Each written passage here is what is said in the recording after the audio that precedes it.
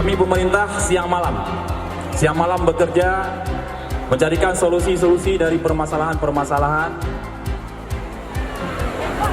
yang ada di Aceh Barat hari ini, Bapak Ibu. Oleh karena itu, hanya satu yang kami minta kepada masyarakat, dukung pemerintah yang sedang berjuang bekerja siang malam untuk masyarakat. Jadi instruksi Bupati dijalankan. Jadi setelah sholat maghrib mengaji